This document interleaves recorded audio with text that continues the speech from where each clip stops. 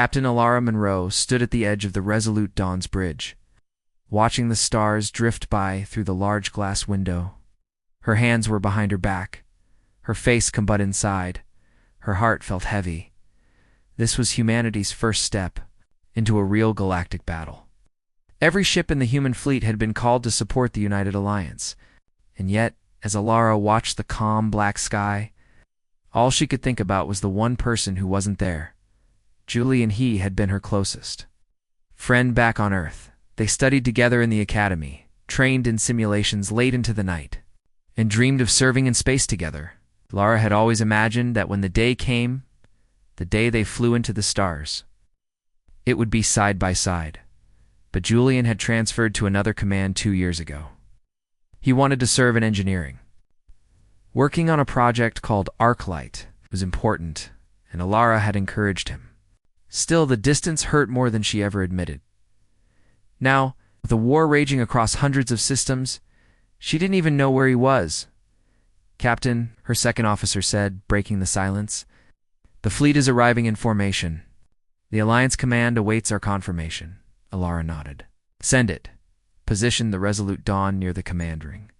The officer obeyed, but Alara's mind drifted again.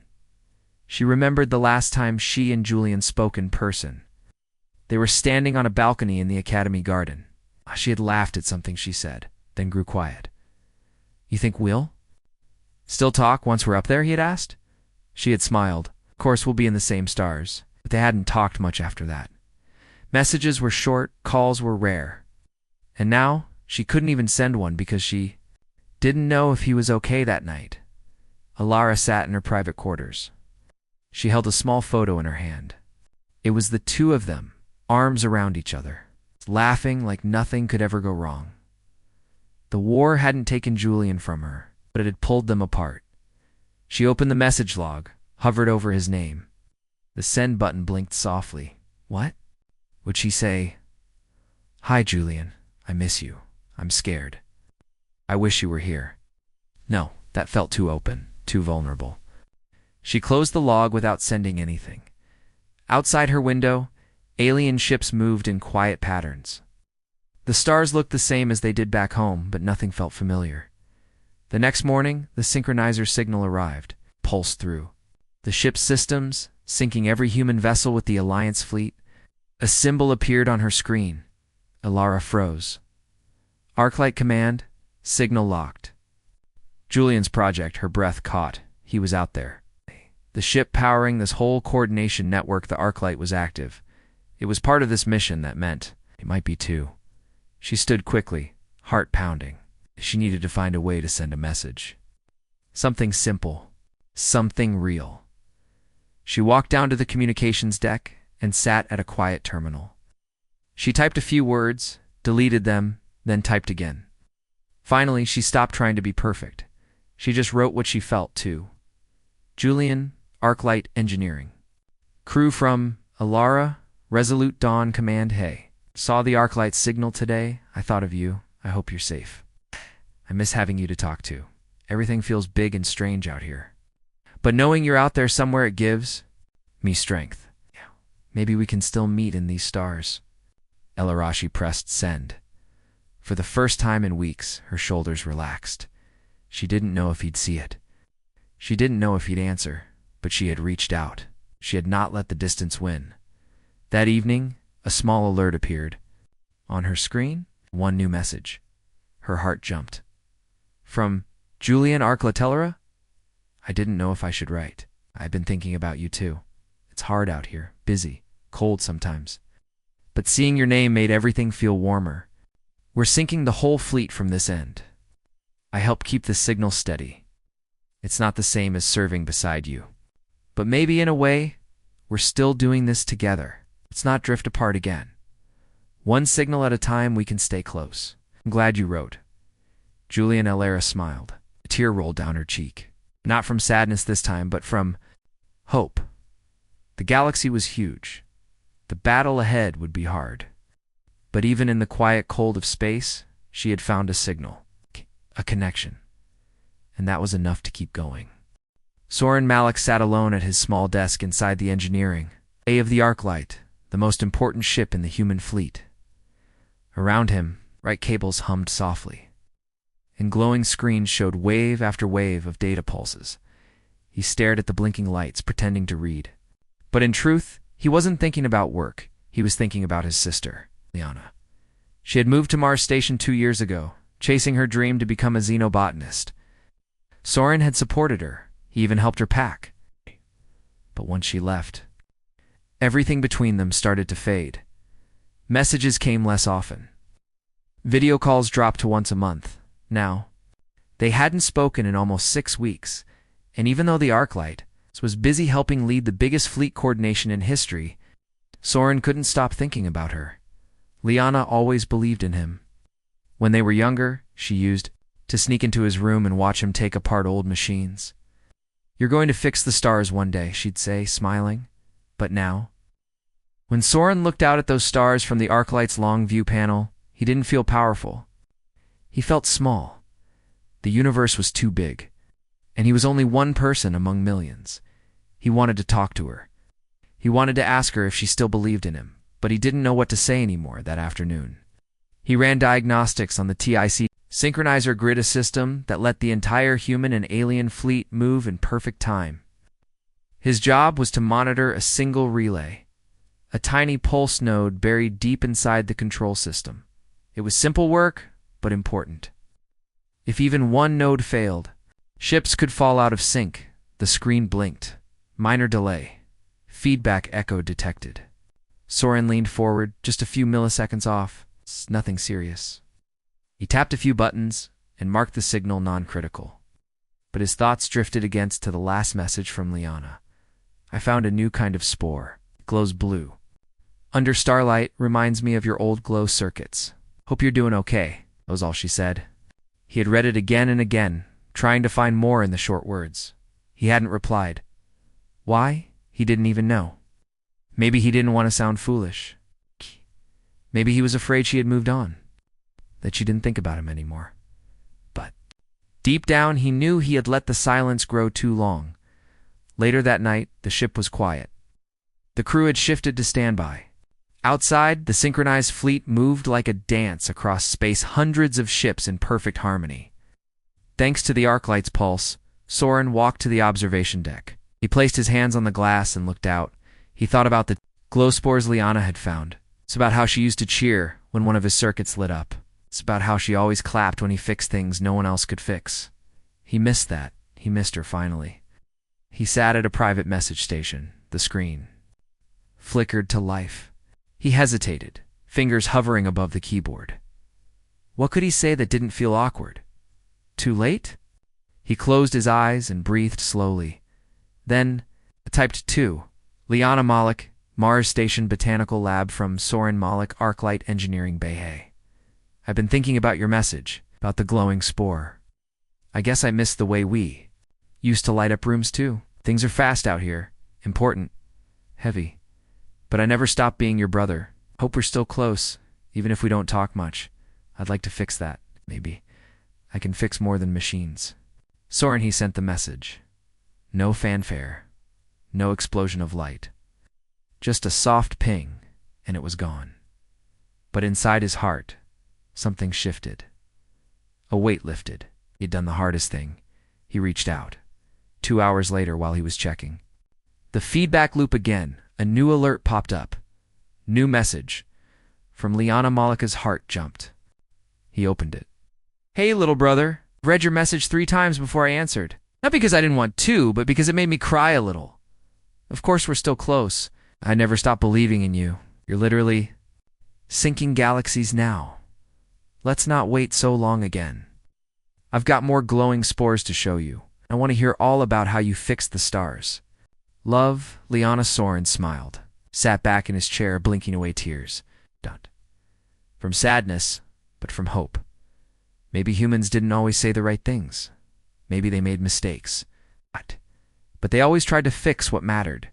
And sometimes, the simplest signals, just a few honest words, could reconnect what seemed lost. Lieutenant Adira Wells sat inside the tactical room of the Silver Horizon, a mid-tier human cruiser in the outer ring of the fleet. Around her, officers moved quickly between control panels, preparing for the synchronized assault. The ship buzzed, with quiet energy, but Adira couldn't focus. Her mind kept drifting back to someone far away, her father. Commander Eli Wells, stationed on a deep space research colony named Epsilon 9. It was a lonely, cold place surrounded by gravitational storms and frozen moons. Her father had always loved the quiet of deep space. Adira had loved it too once. But then she left. She joined the fleet. She didn't want to stay in one place. She wanted to see the stars make a difference. And in doing that, she left her father behind. They used to talk often. Now they barely exchanged a message every month. She didn't even remember the last time she saw his face on a call. The command screen lit up. The entire fleet was waiting for the next signal from the Arclight synchronizer. Adira watched the timer tick down. TMI knows 60 seconds. To full pulse sync, this was the moment they had trained 4 dozens of species moving as one. Thanks to the human-designed grid, it was a beautiful thing, a sign of unity, but Adira's heart felt divided. Her father had always said, "Never let the mission become more important than the people who believe in you." She thought she understood. But now, she wondered, had she made the wrong choice by not writing back and letting the silence grow? "Lieutenant," the captain said, "your console's showing a timing error. Double-check it." Adira looked. Down there, it was a single command in yellow text. "Manual override." "Hold position," she frowned. That wasn't supposed to be active. The pulse was meant to move every ship in harmony. Who had added a manual hold? She checked the logs. The command was entered 7 days ago by her, by her during a test run. It had been meant for simulations only. Somehow it had never been erased. The code was tiny, simple, barely noticeable. But now it had gone live. And in a synchronized system, even one offbeat signal could echo across thousands of ships. Panic rushed through her chest. "Captain," she said quickly, "I think we have a leftover command from a past test. It's nothing dangerous, but... The pulse sent, and her voice was too late. Across space, 3 fleets paused. Their engines held for just a breath longer than the others. Their positions slipped by only a few degrees to the human eye. It was nothing.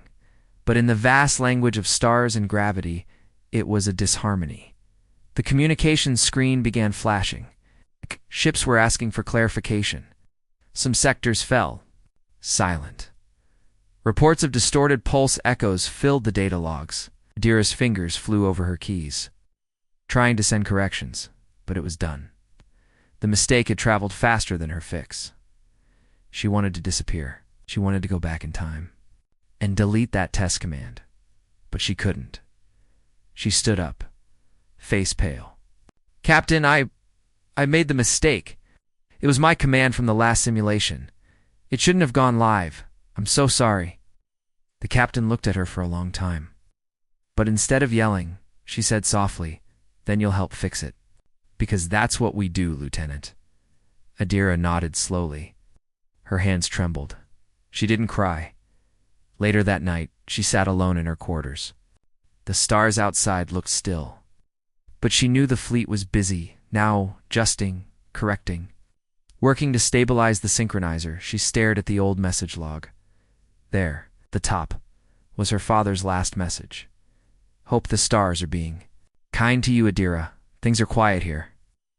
Let me know if you ever want to talk. I'm always here." She never replied. She always thought there would be time. But time could change in a blink. She opened a new message window, too. "Commander. Eli Wells, Epsilon 9 research post from LT. Adira Wells, Silver Horizon Dad. I made a mistake today. A real one. It caused trouble, but I told the truth. I owned it, and now I'm helping fix it. I just wanted to tell you that. I remember your words.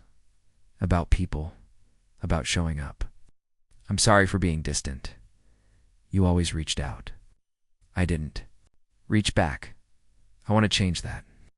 Love Adirash sent the message and sat still, breathing slowly. The stars didn't answer. System didn't stop spinning. But in her heart, something finally started to heal. Humans made mistakes. Big ones. but they also made peace, tried again. That was their power. That was their hope. Kale Oren sat in the communications room of a distant Alliance science ship, the Veritas Ray, orbiting the edge of a shattered moon. It was quiet, too quiet. No new orders, no updates from the fleet, no familiar signals. The synchronizer grid had gone strange. Time signals were delayed or frozen. Some sectors were completely silent.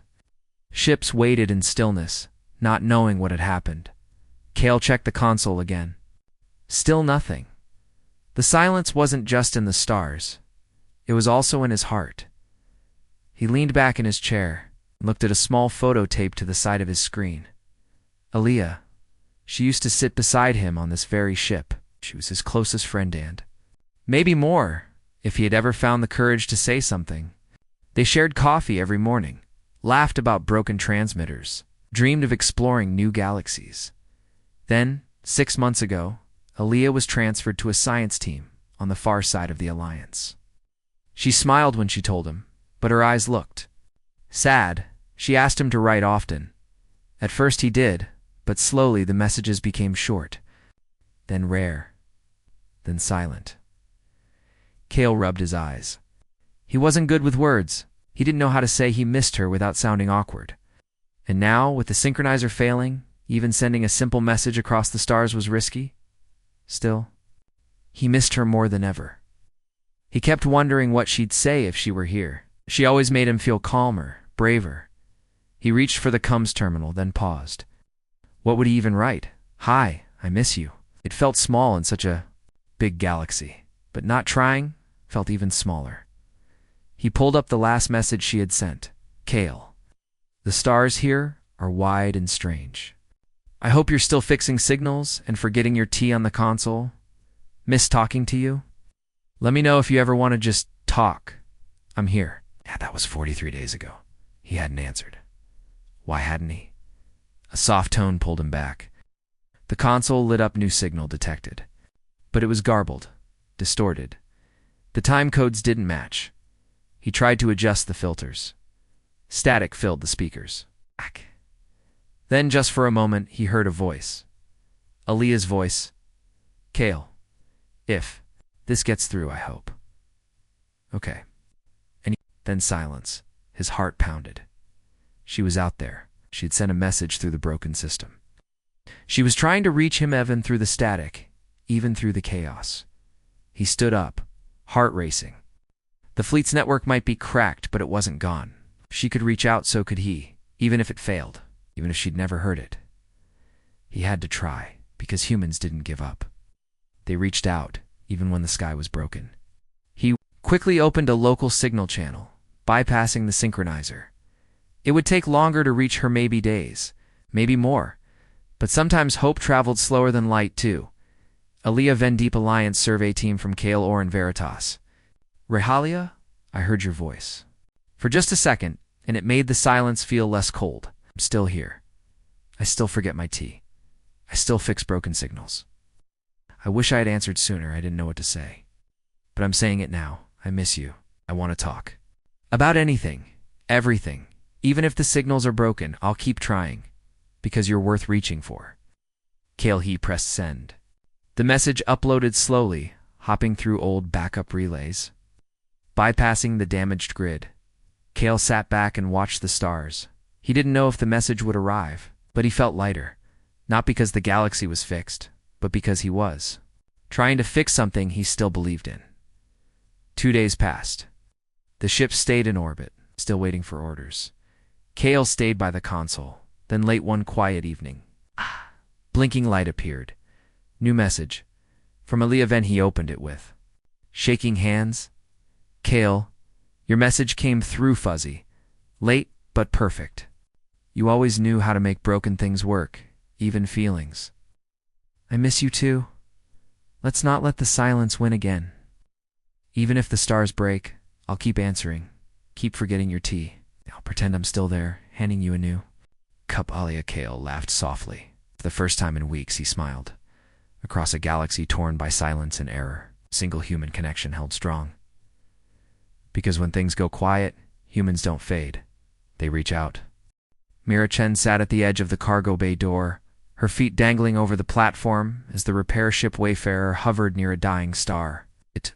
Below her, gravity bent and flickered. Time moved strangely in this sector, slow in some places too, fast in others. It had been weeks since the synchronizer grid failed, and now Mira was part of the undo teams groups of human volunteers, sent one system at a time to fix the pulse mistakes by hand. The machines had caused the problem, but humans would fix it step by step. Still, Myra wasn't thinking about the grid. She was thinking about her younger brother. Theo used to follow her everywhere when they were kids. He'd sit next to her when she repaired old drones, asking endless questions. He believed she could fix anything, but 2 years ago, Theo moved to a small education outpost near a planet called Varelia. He wanted to become a teacher. Mira had been proud, but also scared. She was scared that if she let him go, they'd grow apart. They said they'd call every week, but the calls grew less often, and not at all. And now with the synchronizer broken, communication to his sector was almost impossible.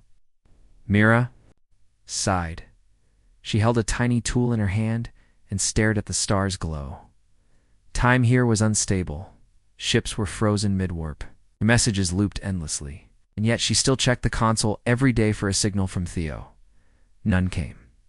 Her captain called gently. "The signal repeater is ready. You're the best one to upload the correction code. Take the pod and go when you're ready." Mira nodded. She knew the process. She had done it 12 times already. Fly into the heart of the sector. Reset the pulse manually. Anchor time again. But today felt different. Heavy, she floated into the small pod, sealed the hatch, and launched toward the relay satellite. The darkness of space wrapped around her like a blanket as she neared the satellite. Her heart thudded dead. There, floating beside, it was a beacon. A small, round message buoy, old and dusty, unlinked from the system. Her console lit up. A message was stored inside. From Theo Chen, Varelia outpost date, sent 31 days ago. Mira gasped. The buoy must have drifted out of sync when the grid collapsed. And now it was here right in front of her. With trembling hands, she opened it. "Hey, Mira. I don't know if this will reach you. The comms are down. Nothing's working right. But I wanted to try. I miss you. I keep thinking about when we used to fix old robots in Dad's garage. You always said everything could be repaired every time. I hope you're okay. I hope you haven't forgotten about me. I still believe in you." Theo, tears rose in Mira's eyes. He hadn't forgotten her. He had reached out through broken space, across silence. He still believed. Her hand shook as she typed her reply, attaching it to the relay once the fix was complete. To Theo Chen, Varelia outpost from Mira Chen, Wayfarer, undo team Theo. I found your message. You have no idea what it meant to me. I never forgot. I was just afraid you had. You were right, I still fix things. And now I'm trying to fix something huge. But I want to fix us too. We'll talk again soon, I promise. Hold on. I'm on my way. Myratha pulse reset activated. The stars blinked. Time slowed. Ships resumed motion. In that moment, Mira felt something deep and powerful. Hope. Hours later, back aboard the Wayfarer, she stared at the stars. The team cheered as the system came back online, but Myra sat quietly. Holding Theo's message in her hands, she didn't feel far from him anymore. She felt like she was walking back toward him, one step, one repair, one signal at a time. Humans weren't perfect. They got distant. They let silence grow. They made mistakes. But what made them special wasn't perfection. It was that they always came back. They reached through space, and they undid what they broke not with power. Care. Dr. Kieran Voss sat quietly in the observation room of the research ship Nightingale, staring at a planet below. The planet was covered in snow and ice, its atmosphere still thin, its sun barely glowing through the frozen clouds. It had been abandoned for over a century, but now, because of the synchronizer's failure, everything had changed. The collapsed signals and broken timing pulses had shifted orbital patterns. slowed some systems, and even, by mistake, unlocked something no one expected. A signal had been discovered on this planet, a beacon from a lost civilization. Kieran had studied ancient species his whole life, but this one was different. It wasn't a distress call. It was a message of gratitude. One simple sentence. We are awake again. The humans saved us by accident. Thank you. It made Kieran think of his own story, not with aliens or old technology, but with his daughter Amira. Amira had moved to another colony 5 years ago. She wanted to be a writer, to live on a quiet world and tell stories about peace and kindness. Kieran had stayed behind. He believed in science, in numbers. He told himself they were just different people. But deep down, he missed her every day. He never said the words. He never sent the message. He thought he still had time. Now, with everything that had happened, the failed grid, the silence, the strange changes in time, he wasn't so sure. He stood and walked slowly to the signal panel. The alien message replayed again. The humans saved us by accident. Kieran smiled softly. He whispered to himself, we're always trying to help even when we don't mean to. He remembered Amira's last letter. She wrote, I know you don't believe in fairy tales, Dad, but I still believe in people. I believe in you. I just wish we talked more. He had read it many times, but he never answered. Now, sitting here in the middle of a galactic mistake, Kieran finally saw the truth. Sometimes, it's the errors, the missed signals, the lost time. Their silence still led to something beautiful. He opened a new message screen, too. Amira Voss, Liray Colony from Dr. Kieran Voss, Research Vessel Nightingale Amira. I read your letter again today. I should have answered long ago. I kept thinking I had time. I thought if I stayed quiet, maybe you'd understand what I couldn't say. But silence doesn't show love. I don't want you to wonder anymore. I miss you. I'm proud of you. A whole alien race thanked us today for an error we made. Woke them from sleep. I guess even our mistakes can carry hope. Maybe this is mine. Love, Dad. He hit send. The message bounced slowly through the remaining working relays. The system wasn't perfect yet, but enough of it had recovered to let words reach across stars again. The next morning, as Kieran walked past the lab station, a soft alert blinked. One new message. From Amira Voss, he opened it with careful fingers. Dad, I cried when I read your message. Not because I was sad, because I've been waiting for it for a long time. I always hoped you'd find the words. You were never a bad father, just a quiet one. But I always knew you cared, and now I know you're still listening. Maybe we both made mistakes. But if even broken signals can wake up a frozen planet, then we can wake up too. I love you. Amirakian sat still for a long time, not thinking, not planning, just feeling. He didn't need to understand every piece of data, every timeline, every broken system. He had sent a signal, and it had come back. Later that day, he gave a short speech to the Alliance Science Council. Sharing the message from the awakened species, he ended by saying, humans are not perfect. We break things, sometimes even by mistake, but we care deeply. We try again. Even our errors carry kindness. Even our silence can end in warmth, and maybe that's what makes us human. The room went quiet, then dash applause. The stars outside remained the same, cold, vast, endless. But inside, Kieran felt something new. Not just pride, connection, because no matter how far someone moves away, we choose to reach out. Even through broken time, there is always hope. Elara Monroe stood once again on the bridge of the Resolute Dawn. But this time, the galaxy outside her window looked different. It was calmer, brighter, healing. The battle was over. The broken synchronizer grid was no longer in use. In its place was something new, something better. It was called the harmonic weave. This time, no machine controlled it alone. It was a network built by all species, maintained by teams from different worlds. No single race gave orders. No fleet moved without understanding. Everything worked in rhythm, not by force, but by trust.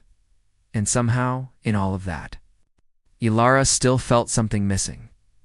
Julian, she hadn't heard from him since his last message, weeks ago.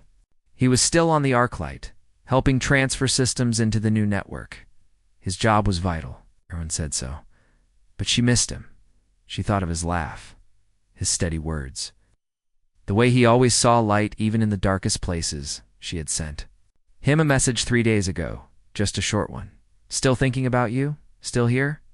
Hope we talk again soon. No reply yet. And though she tried to stay strong, silence made her heart ache. Captain, her officer said, breaking the silence. We're receiving the first wave of harmonic signals. All systems are aligning smoothly, Ilara nodded. Good, patch them through. She watched as lines of ships across the galaxy slowly matched rhythms. Oh, God. It was beautiful, like a song. Written in stars, she felt proud of what humanity had helped create, but inside, she still carried that quiet distance. Between her and Julian, that night after duty ended, Ilara walked alone through the lower decks. She passed the observation bay, where crew members looked out and whispered about the stars. She sat in a quiet corner, away from everyone, and opened her message screen again. Still no reply. She sighed. Maybe he had moved on.